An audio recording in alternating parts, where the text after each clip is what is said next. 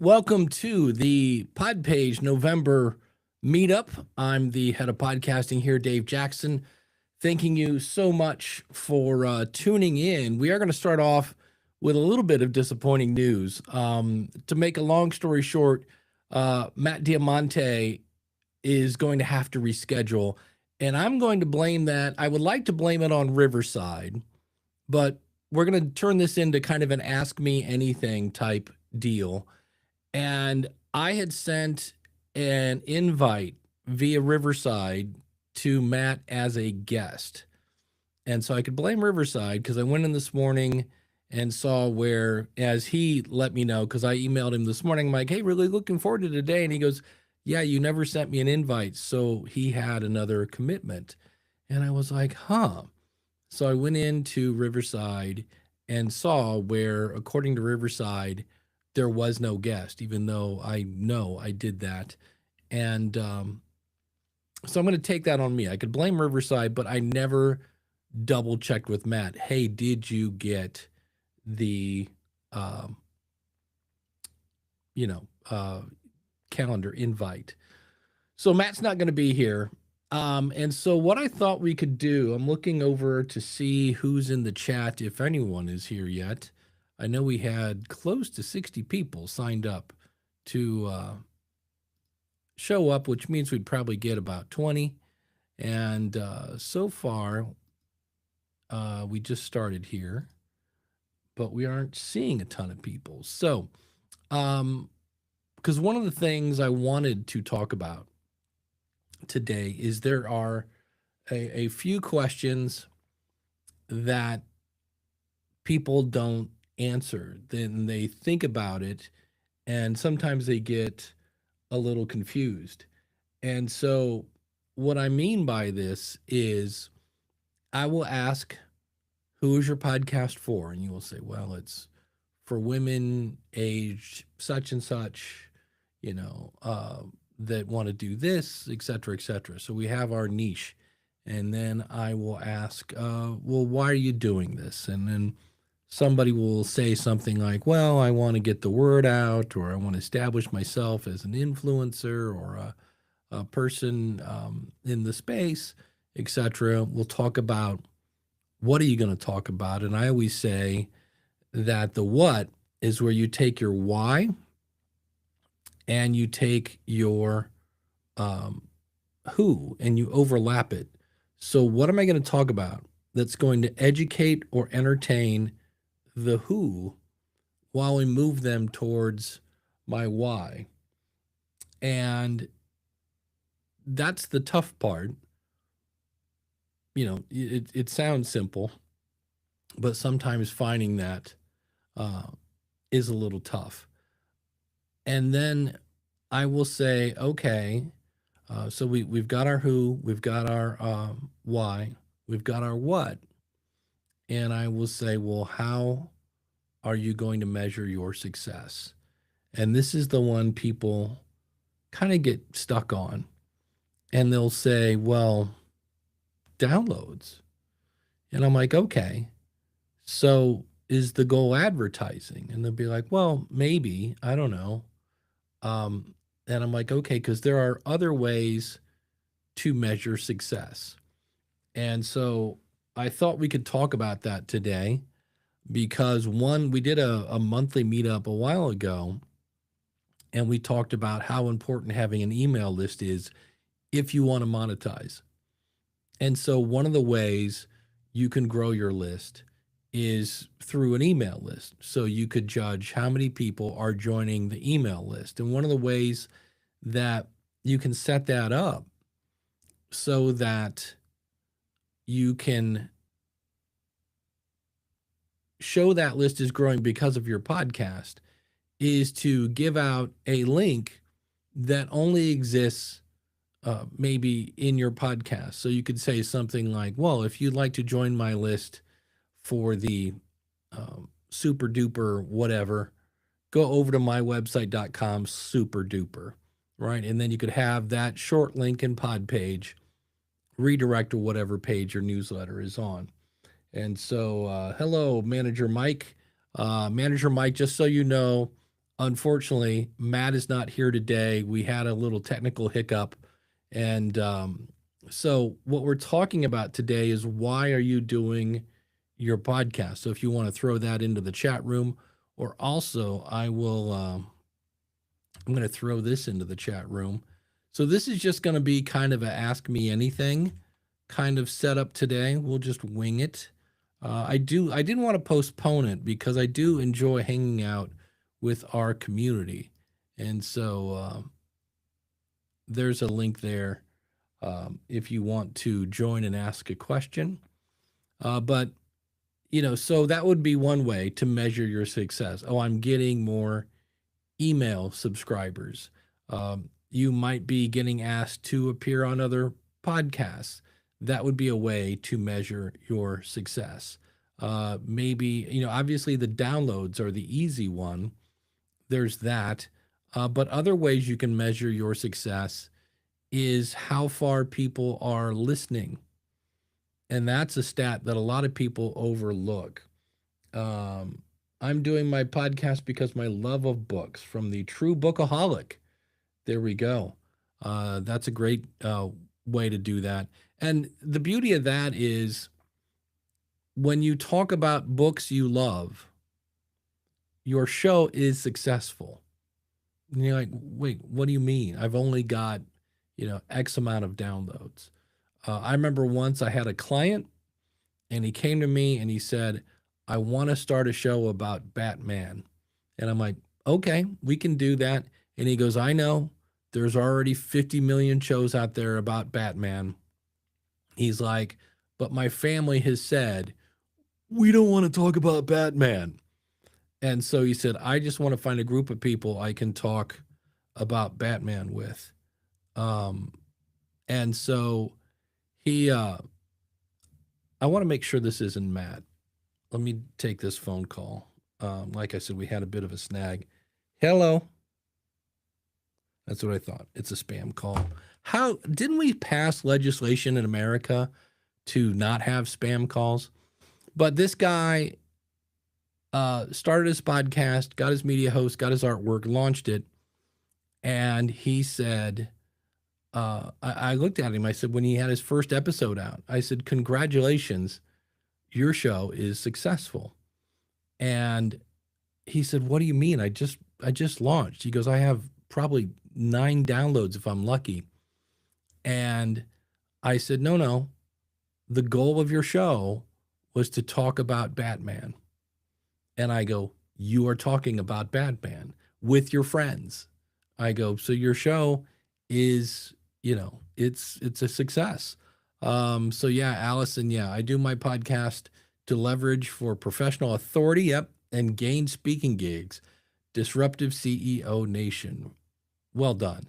Yeah, and that's one where you just have to ask for it. If you would like me to speak at your event, online or offline, simply go to mywebsite.com/whatever. So keep that in mind. Here's another one from your Sunday morning. I can't see the rest of your name here. Your Sunday morning drive. I'm doing my podcast to encourage other Christians and help recenter minds on the drive to worship on hectic Sunday mornings. The interesting thing about that, here's the tough part of that. That's a great reason, by the way, is that's hard to measure. That's very hard to measure because there are plenty of times when we're like, is this thing on? Is anybody? I have a newsletter and I sent out a survey last week and the results were dismal. And I was like, all right, that is feedback in itself. I'm like, okay, maybe I don't have as strong a connection as I think I do. Here's one from Magic Tucker. If I can get my mouse to work here. I do my podcast Inside Out Money to pass along the financial knowledge I've learned to others and to provide the type of content and podcast I wish I had. Amen to that. One of my favorite people on the planet, the magical Zeta Christian. I measure success on My Spouse Has Dementia by sincerity of the caregivers who contact me to share their struggles and tell me they've recommended their podcast to their local support group. That's amazing. Yeah, and that's one. Zeta, when was the last time you put out an episode? Unfortunately, Zeta's husband passed away, which was somewhat of her content. And what's been great about it is even after her episodes have been, not as frequent, she's still getting people reaching out to her saying, "I'm so glad I found this podcast." So well, that's interesting. Paul Leon is coming on board. Paul, how are you? I can't hear you just yet. Hey, Dave. Hey, buddy, how are you? I was just using the link because you put in the chat, and I'm familiar with Riverside. Yeah. So I was trying to leverage and let you Yeah. use the technology you have in place. Well, do you have a question or a comment or? No, I was just trying to be a team player, but I was writing in the YouTube chat. I mean, you want me to just tell you why I do my Sure, podcast since we're absolutely. here? So the reason I do my podcast is because I unfortunately do know the pain of what terrible people management is. So my Mm, podcast has been on a mission to do the reverse engineer what good people management looks like. I had a situation that required over 40 appointments with a therapist. I've done over 100 episodes now. Do love PodPage. It's pretty dope. And I also document the lessons I've learned while completing my MBA next April. nice. So that's been my podcast journey, and that's why I came and clicked the link you put in the chat. I didn't mean to disrupt your flow. No, not at all. Apologies. It's just a case where we had set this up to talk with Matt about SEO, and I said at the beginning of this, basically, he never got my message that yes, it's a go, and I sent that through Riverside. So I would like to kind of blame Riverside for this, but that's really on me. I should have double checked and said, hey, you're good. And it wasn't until this morning I'm like, I can't wait to talk to you today. And he's like, huh? And I was like, didn't you get the thing? And he's like, no, I'm so sorry. I'm really, he goes, I've got another commitment. And I'm like, all right, we'll turn it into Ask Dave Anything. And to me, so we know your why. How do you measure your success? So right now, whenever I take on a big project, me personally, I look at right now for me it's just uploads. Like my goals this year when I defined it from the SMART framework, specific, measurable, attainable, realistic, time base, is am I being consistent, publishing once a week? Yes. Number one. Number two, been doing that for 3 years now, a little over 2 years, coming on 3 years next year, podcasting. So uploads, number one. Number two, am I getting the reviews I want? I wanted 50. I'm coming on 10, but that's okay. It's all right. And number three, am I solving the problems I set out to do? Because originally it was a recommendation from my therapist who felt in like our 40th appointment when I was going through this intense situation, who said, you have some really good insights.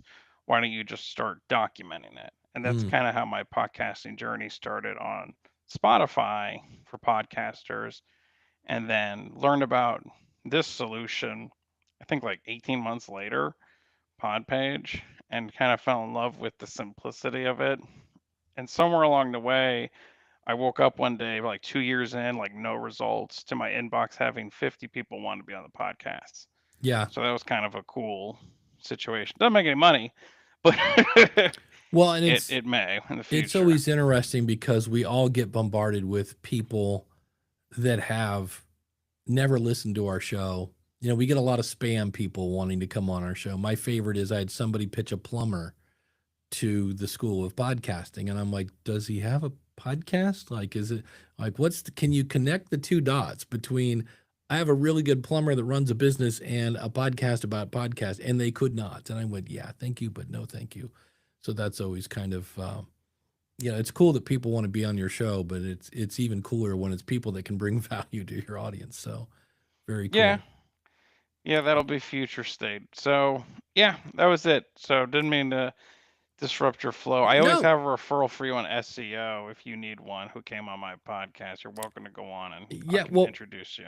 yeah, well, Matt's a great guy. It just like I say, I had sent him a thing through Riverside, and we had confirmed the date and the time. We're all great. He's like, okay, send me a calendar invite. I'm like, oh, cool. I went into Riverside, put his email and said send, and it said sent. and apparently he never got it. And You that's do where have to duplicate. I use Riverside too. I run into the exact same problem. yeah.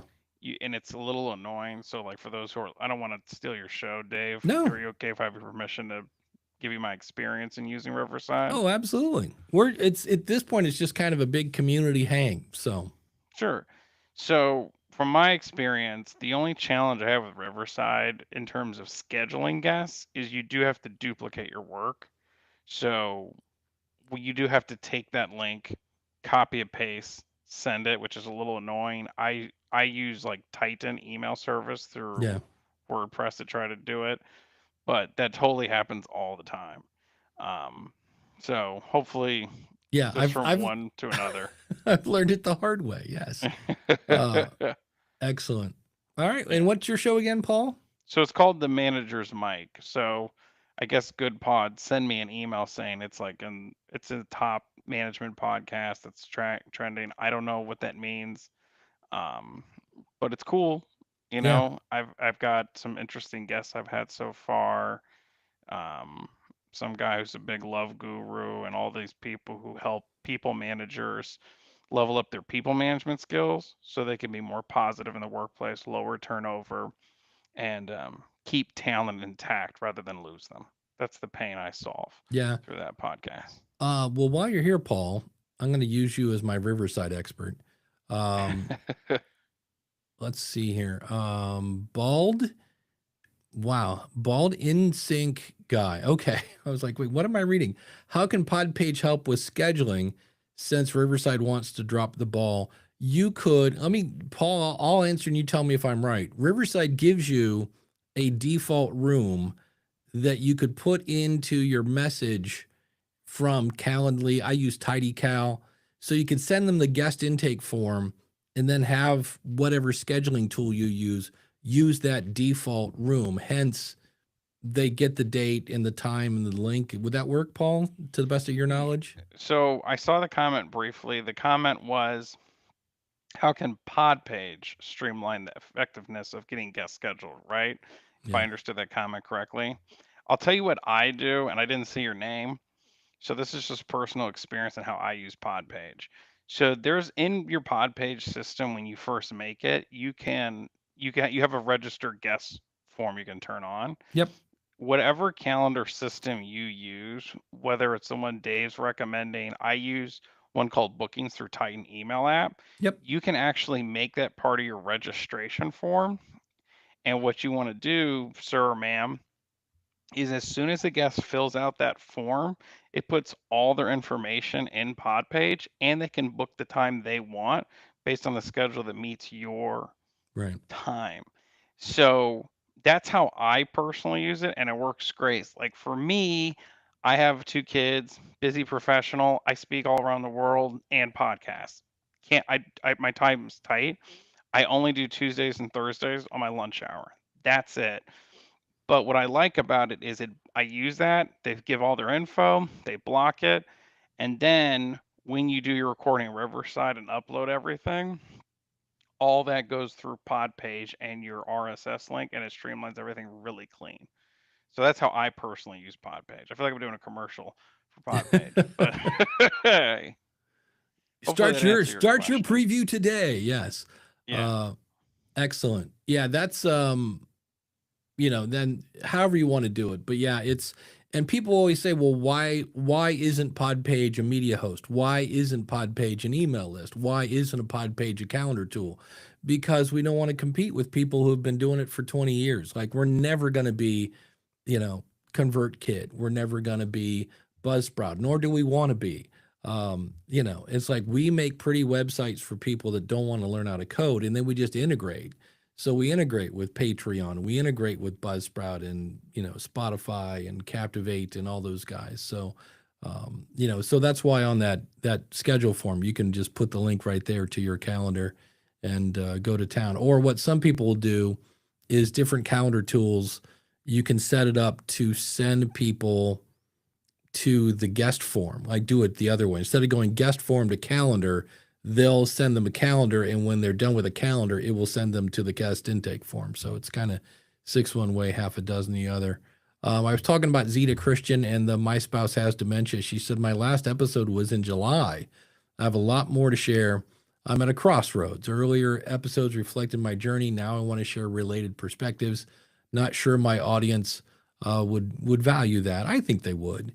And it's always one of those where it's authentic. I just watched a video that was so vulnerable. It was hard to watch. It was Sharon Kelly and Jack Osborne really doing their first update since Ozzy Osbourne died, and none of them can get through it. They're all stopping to wipe away tears and such. But it was also unfortunately kind of sad in other ways, in the fact that people are trying to capitalize on the death of their father or husband, and how people are trying to say, oh, I did this with Ozzy said I could do, and they're just it's things you shouldn't have to deal with when somebody passes away. So anytime you can share authentic behind the scenes stuff that you can't get anyplace else, I think everybody finds that. Allison said, I use Calendly and Zoom. I find busy CEOs can easily get on Zoom, and they couldn't do all the Riverside right, so I decided to keep it simple for them. Also, I used a script on the back end. Yep, I always tell people, yes, Riverside looks and sounds better, and if somebody has decent bandwidth, the problem with Zoom is you always had what I called easy for me to say, Bugs Bunny on Poison, the whole, eat, eat, as it's cutting up words. And so as long as it's listenable, now if you're doing video, that can get a little boring to just watch two talking heads. But there's in fact, if you're in the Facebook group in Podpage, and if you're not, you should be, I put a link today. There's a new study that came out about how much longer it takes to do a video podcast, B, how much more expense it takes to do a video podcast if you're doing a decent kind of shot. And so if you're not in the Facebook group, go on over. The only thing you have to do is you have to agree to the terms. And so many people come in, they want to be in the Facebook group, but they don't agree to the terms, because one of those terms is I'm not going to spam the group.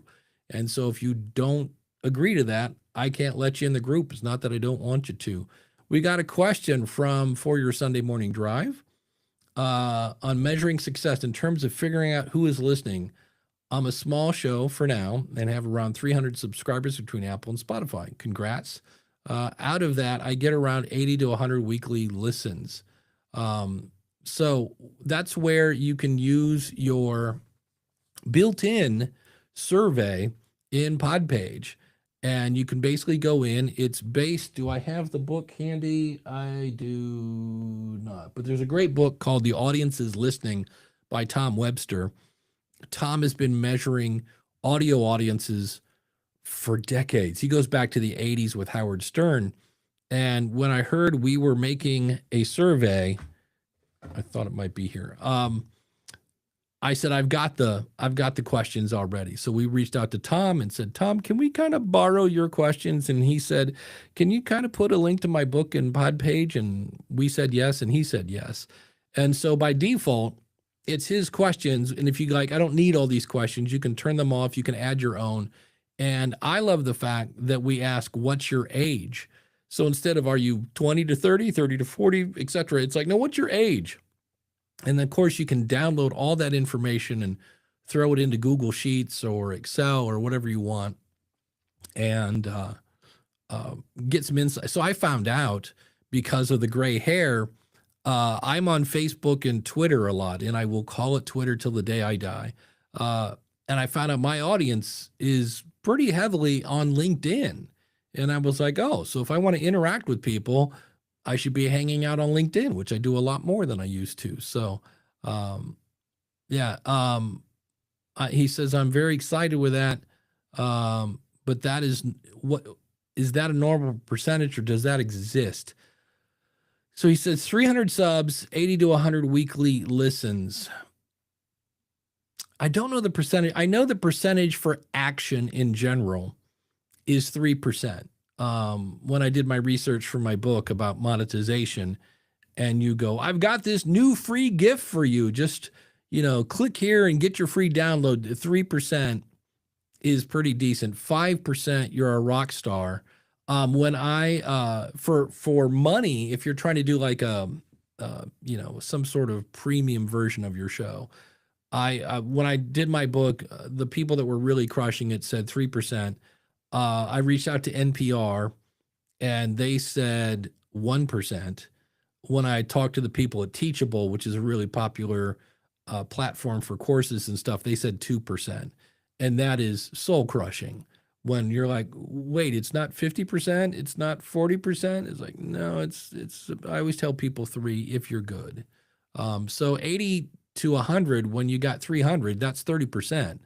So that's really good. And a lot of it depends on your community. I have a friend of mine, Ray Arnott, does a show called Around the Layout. It's all about model trains, and he's absolutely crushing it. And he's closer to like 15%. Because he's got a really tight niche. Model trains, can't get that information everywhere, and he uses Patreon, I think, for his community, and he meets with them on a regular basis, things of that nature. No, that's not a problem. Paul, thanks for stopping in. Yeah, if I'll go ahead. I think I'm going to do this. Yeah, if you want to jump in and ask a question via live, Dave says, I'm using Podit to handle all of my guest requests for my podcast. If they're looking to pitch shows, you should check it out. You can go to podit.net. But that's not what hold on. Ignore that, because I was going to say Podit is out of business. So apparently I use a text expander to do things. And apparently when I type in guest, instead of giving this link, because my favorite place for finding guests is Podmatch, and the other one is Podcast Singular, guests plural, so podcast guests. But Podmatch, I think right now is my favorite. I use it to try to get on shows. I don't do a lot of interviews, and when I do, it's usually people I've met, and I just got a lot of people, and this isn't a Podmatch thing. It's everywhere. Like we mentioned this earlier, and you get a lot of people wanting to be on your show. My favorite, I wish I still have the screenshot on my Facebook, but somebody said, hello, so no name. Not that I need to have my name, but I do say it at the beginning of every show. And yes, it's on my website. So when you start off hello, and then it's like, I love all the work you're doing over there on, and then it said in brackets, name of podcast. And I was like, yeah, can't even take the time, so that was obviously spam. So if you're not getting that yet, you will. It's just a matter of time. That's where I think Buzzsprout and Captivate have it to where you can kind of hide your email from your feed, because that's what people do. They send the robots out to scrape your feed, and then they grab the email address from there, and then they load it into their software. And I always call that the shotgun approach, right? They're just spray and pray. Hey, dear whoever, I love your show. Let me tell you how great I am. And then, click here to book me. Where it should be, hello, and then first name. I always say it's more of a rifle approach, right? So I'm going to actually listen to your show. I'm going to say something that makes it sound like I actually listened to the show, because you should, and then explain how you can deliver value to their audience. And when you explain how you understand their audience and how you deliver value, that's what every podcaster wants to do. They want to deliver value. And when you say, I can pull up next to you and help and make it all about your audience, I am much more likely to have you on my show versus, hey, I'm so great, you should have me on to talk about how great I am. And your audience will be amazed at how great I am because I'm great. And I'm like, no, thank you. So that's always kind of tricky. But yeah, the link's there if you want to hop in, if you got a question, and here's the thing, just to give you a little insight, sometimes the feedback you get is not the format that you want. And I'll give you an example. I do a live show every Saturday, and I bought so much equipment to where I could take phone calls on the show. And I set this thing up. At one point, I had a software that would do call screening, kind of. I could see who had called in, and I'd be like, ending in 2467, you're on with Dave and Jim. What's your question? And I'm here to tell you that because we always did it via YouTube, that 99.3% of my questions come in via the chat. And I think growing up, again, the gray hair, I always wanted to be Phil Donahue and go, is the caller there? But it turns out my audience doesn't want to call in. We do have a link. Like today, I put the link if you want to join in and ask your question live. And you can do like Paul did and leave your camera off if you want. And I do that every Saturday. I set up using a short link in Podpage. It's just, I believe it's askthepodcastcoach.com/question will redirect to whatever link I'm using for you to jump into the video, and nobody uses that. They all ask their questions in the chat. So it's one of those where you're like, oh, I wanted them to call in, or I wanted them to jump into the video. And it's like, yeah, but you're still getting your questions. So kind of like we were talking about before, how are you going to measure your success? Well, I wanted questions. I wanted to take live questions on that show, and I am. Not in the format I wanted, but I am. So yeah, we were talking about the different ways to measure your success. So we talked about growing your newsletter, growing your network, in some cases, just being a better speaker. You don't realize how, let's say you do a weekly show. So every week you come up with a topic and you come up with some sort of flow and you deliver that message. That comes in really handy. I was at a wedding once, and the pastor married this couple and then apparently left. It did not stick around for the reception. And so I knew the bride, and she looked at me and she said, "Hey, Jackson, you're almost a pastor. Get up there and freestyle some prayers for us, would you?" I'm like, okay. So, and I've had that happen. Again, another church example, but we had I live in Ohio, and sometimes it gets a little snowy here. And I was already at the church, and we got a call that the pastor was stuck and was not going to be getting out of his driveway anytime soon. And he's like, "Can you like do a sermon?"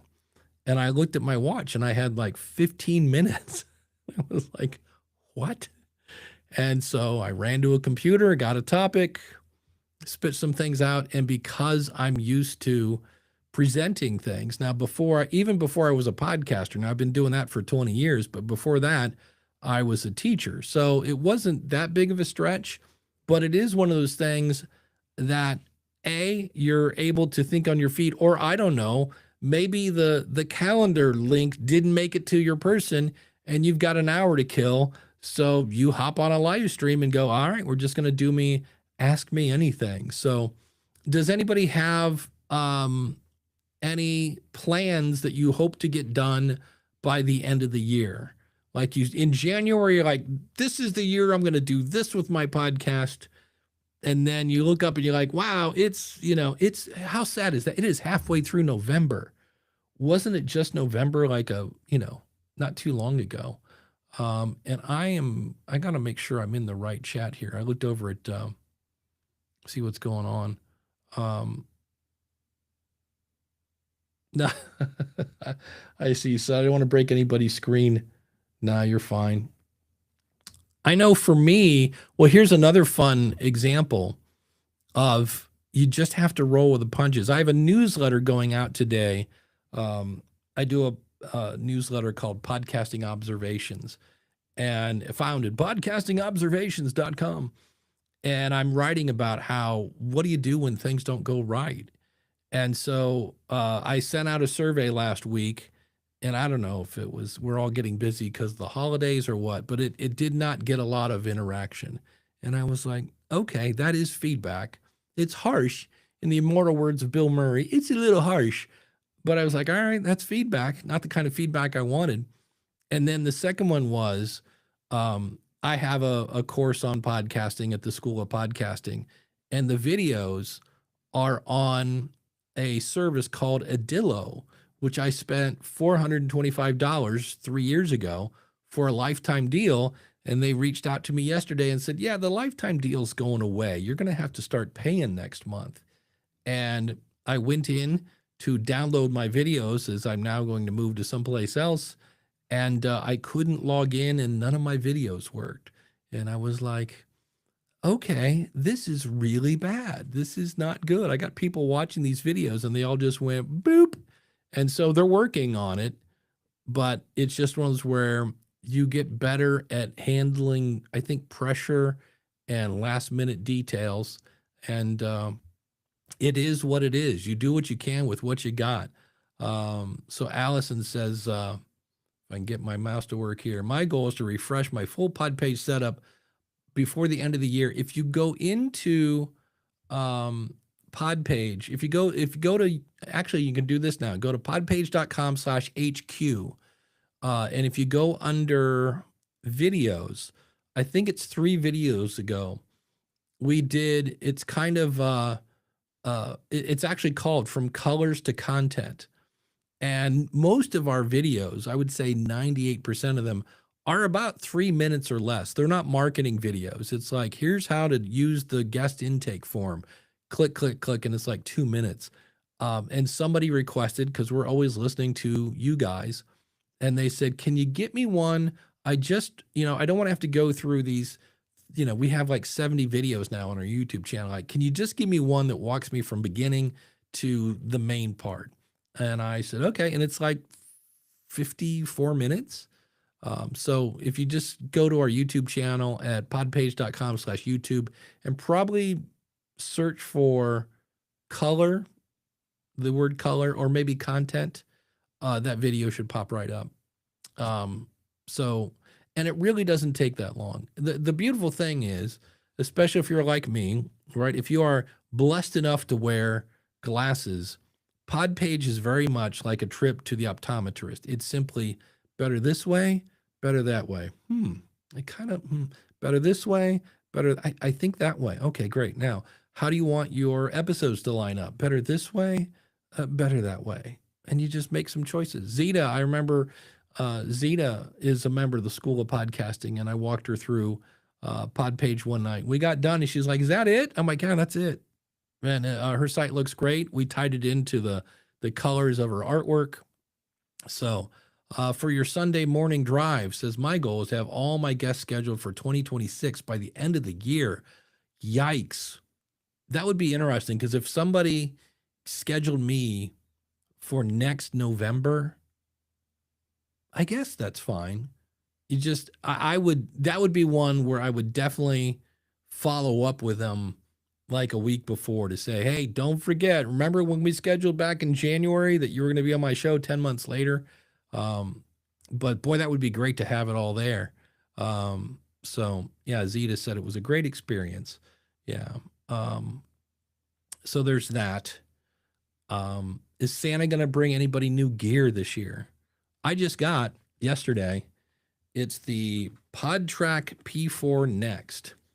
And the nice thing about this is, well, let's just do an unboxing, Dave. Why not? Let's see how easy they made it to unbox this thing. Oh, here we go. It's on the back. This is usually my backup, and it comes in a cute little black bag. If you go to, well, I don't know if I have a link. Okay, it's very cute, but it's got 4 inputs on the back of it. So if you got 4 people in the room with you, that's fine. And then you can also, you could have 3 people with you and one person be on the computer on Zoom. So you could do that. And then somewhere here, yeah, you can actually connect this via Bluetooth. So you could have one person on the phone, one person on the computer, and 2 people in the room with you. And then the big difference between, because here's the old one. This is, boy, this thing's, I've always called this the Swiss Army knife. So same thing, 4 inputs. just a little different. They're both plastic. So I don't know that I wouldn't, but this one's really, not that this one was heavy, but this one's lighter. And they've got headphone jacks down here. And one of the biggest differences is the pluggy thingy. That's the technical term for it, the preamp that you actually, plug this into. They listen harder, I guess is a way of putting that. In other words, I could plug a Shure SM7B, which is a very quiet microphone. So you have to really crank it up to hear it. And if your preamps aren't that good, then you get a lot of in the background. And this now doesn't have that. So that's good. And then it has some, of course, because everything now, it's like, look, it's a new fountain pen now with AI. Like everything has AI now. And this has AI, and it's just a noise reduction. You just shut up and you're like, ooh, I can hear the air conditioning in the background. You let this thing listen, and it will then take the air conditioning out of the background. There's that. It's got a built-in compressor. So if you're a person that doesn't like to stay next to the microphone and then you get too close and then you get it'll kind of even that out a bit. And then it's got a couple tone things. It'll boost the bass and things like that. But I want to say I got this for $129. It's pretty cheap. And then for those times when you want to podcast live from the woods, yeah, it runs on batteries if you want it to. So it's pretty handy, but I've been recommending this one forever.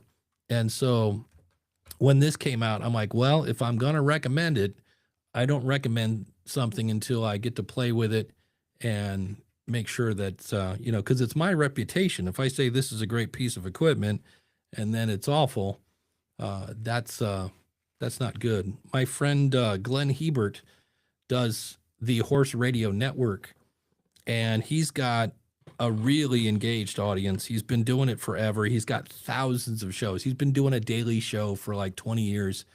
And he was talking about how people, like he gets approached by advertisers because he's got horse people and they got horse stuff. And he said, I tell all of them, you have to send me the product. I will not.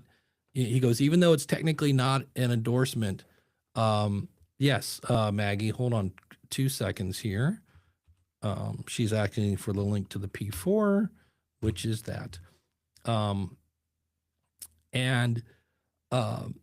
Glenn was saying, I have to use it because the problem is if I say this is the best product ever, and then somebody buys it and they get it and it's not the best product ever, in fact, it's pretty awful, then his integrity takes a hit. So the next time here's another product and this is the best thing since sliced bread, nobody's going to buy it because, whoever bought the first one is like, well, I can't trust this guy. He's saying everything is good. So I'm a kind of guy that if it's something I think I'm going to recommend, I'm like, I better get one. And if all else fails, I'll, give it away later or something like that. So, and I always buy my stuff from Sweetwater because Sweetwater, tacks on another year of warranty. They actually can help you over the phone if you get stuck.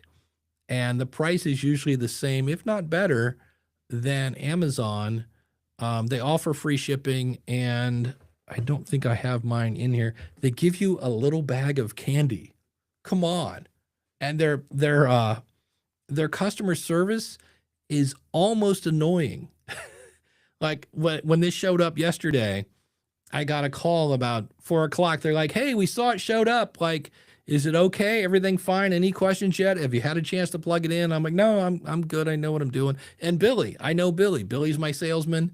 And on occasion, if I haven't bought something in a few months, he'll be like, hey, anything like going on? And I remember there was, I'm also a guitar player, and there was this cool little pedal thingy. And I said, man, if you ever get a used one of those, I go, that would be great. And sure enough, like 7 months later, he's like, hey, I'd written this down. I saw we got a used one. You want it? And I'm like, yeah. So their customer service is amazing. So where not that, Amazon doesn't have great customer service, but they're a little more knowledgeable. I got to go there. It's in Indiana. And from what I understand, it's like 3 Kmarts put together. It's this giant city that is Sweetwater. So any other questions here as we got about another 15 minutes here. Again, my apologies if you expected to talk about SEO today. We had a little mix up with our guest. We'll reschedule for that for December. And Matt is a good guy. If you want to check out his stuff, if you go to Hey Tony, and that was going to be my first question, like, hey, your name is Matt. Why is your company heytony.ca? See, .ca I get, he's Canadian, but I'm sure there's a fun story as to why his name is Matt and yet his company is called Hey Tony. So we will get that in December. But he's got a couple free tools over there, and his here's a great thing. Kind of, I don't want to poo-poo AI, but I'm sure there's information that I could get from AI that I could also get from Matt. But the other day, Matt does a lot of shorts, and it's like, here's how you can rank higher in Google. All you have to do is do this, and that, and blah blah. So it's always like a quick thing. And he's lately, like about a month ago, he just started his videos in weird places. So yesterday's video, he was in a grocery store talking into a banana like it was a phone. And I'm sure that's some sort of weird marketing trick to make me go, what? And it got me going, why is he talking into a banana? But it set him apart. And so it was entertaining versus just words that are helpful. There was a bit of an entertainment aspect of it. And people always ask me what makes a good podcast. And I go, well, it's, hey, good to see you, Paul. Thanks so much, buddy. And I did a study of myself. So it's a study of one. And for about a week, I wrote down everything I read, listened to, or watched. In other words, I consumed it. And I found that the reason I was consuming this was it either made me laugh, cry, think, groan, educate, or entertain. And that's what I found. And then I was at an event and somebody said the other reason people listen to stuff is because it's going to save them time or save them money. So if you can save somebody time and money while you're making them laugh, cry, think, groan, educate, or entertain, you're on the right path to something. I know for my show, usually at the beginning of the year, I have an episode where I ask my audience, I'll say, what's your top podcasting pet peeves? And the top 3 are always getting to the point, bad audio, and just kind of being all over the place. People want you to get to the point. And that's, so that's something I always look at. I know when I do podcast audits over at podcasthotseat.com, which we do have a Black Friday sale going on. That's one of the things I listen for, is because a great point is when you first start the show, in like the first 2 minutes ish, I have a great line. I have a buddy of mine, Eric K. Johnson, the podcast talent coach. He's also works for iHeart. And he says, nobody gets on a bus without knowing where it's going. And I was like, that's a good point. He goes, so when you start your show, you should introduce the show. So welcome to the blah, blah show where we blah, blah, so you can blah, blah, right? So welcome to the downhill racer where we talk skiing so you can be a master of the slopes. On today's show, we're going to talk about how to wax your skis so that the wax stays on longer or something, whatever it is. So within a minute or so, you kind of know what the show's about and what the episode is about. And then if you're like, oh, well, I know how to wax skis, I don't need to listen to that. You just saved that person 20 minutes or so. And people are like, oh, but I want them to listen. Well, they didn't need it. And I remember probably one of the worst examples I've ever seen was my background is I used to teach a lot of computer software back in the days when Microsoft Office was, all that in a bag of chips. And there was a podcast for people that did computer training. And I'm like, that's me. Like, this podcast is, wow, this is amazing. This is exactly what I do. And I hit play. And for 17 minutes, this guy talked about how much he hated Bob Seger. And I'm like, are we going to get to the computer training anytime soon? So I would advise not to do that. So any other questions as we start to turn the corner here? I appreciate everybody coming out and hanging out, and realize that at Podpage, we are always open to suggestions. You can always send in things to support@podpage.com. And also, if you go into your help menu, there are ways there to every Tuesday, we have new user orientation. And if you're like, well, I've been using Podpage for 3 years, I'm not a new user. Yeah, but you can still, I forget who, it might have been Maggie that said, I want to get the most out of Podpage. That's a great place to do it. You don't have to be a brand new user. And what's great about that, it's kind of like this. I mean, I do a little dog and pony show with slides to explain what Podpage is. And then we just like, what do you need your website to do? And I walk you through it. So that's, if you go into the help menu, you'll see webinars and you can schedule for that. There's also live support calls. So if you're really stuck on something with Podpage and you're like, I can't get my domain to, do whatever, you can schedule that. We're not afraid of our customers. Where everybody else is putting up AI bots, we really like to talk to you guys. I always say when you go to yourwebsite.com/newsletter, 2 years ago, that didn't exist. And then I went to Podcast Movement and somebody came up and said, you have a /follow and a /rate and a /survey and a /sponsor. Like, you guys don't have a /newsletter. And I was like, how dare you? Of course we have a /news. Oh, we don't have a /newsletter. And so I texted Brendan. I go, we don't have a /newsletter. And he's like, of course we do. And I go, and he's like, oh, no, we don't. And 2 days later, we had a /newsletter. So we're always open to your suggestions on anything we can to make it better. As long as it's not, please be a media host, please be an email list.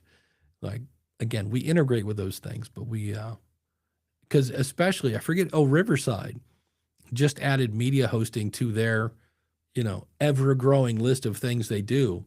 And as someone who worked for Libsyn for 8 years, I'm like, media hosts have to have a really big support staff, because that's just one of those things that you get blamed for everything. Anytime anything is wrong, you get blamed, even though it's, a lot of times Spotify or Apple.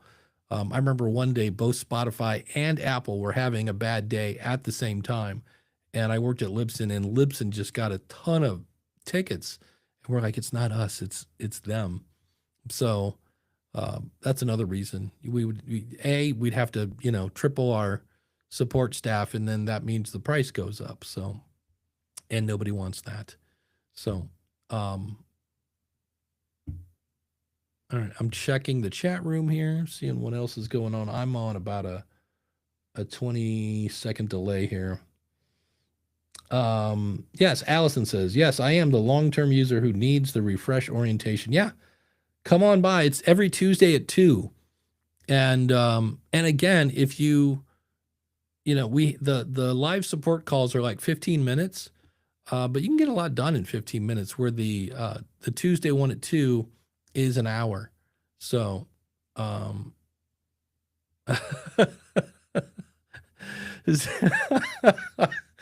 Zeta says, I'm still struggling to figure out how someone doesn't like Bob Seger. Yeah, how come? Come on.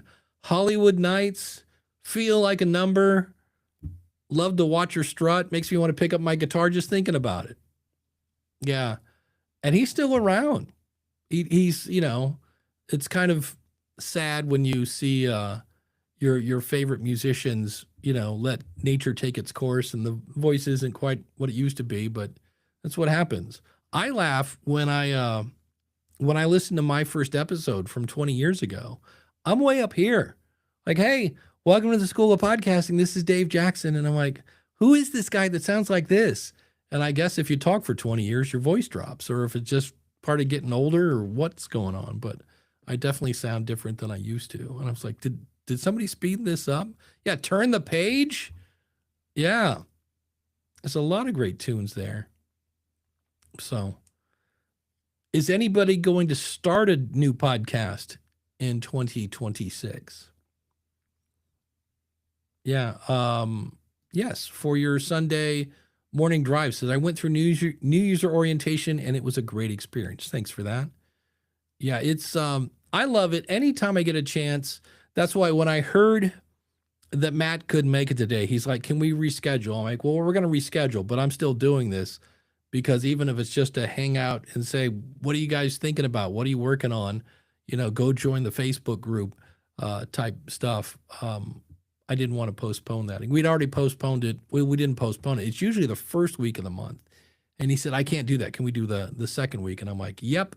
And then we had that little technical snafu. So, but yeah, I don't have any plans. I don't have any plans for a new show. I might bring an old one that's been dead for years back called Web Tools Radio, just because I killed it, because I think I talked about every kind of web tool on the web. And I was like, I kept finding things that I was like, well, I guess I could talk about this. I wasn't really excited about it. And that's probably been dead about 5 years. And since then, a lot of technology has come out. I'm like, I might bring that one back because I like talking about it. I keep trying to do a local show, and that's just one that's super powerful if you can do it.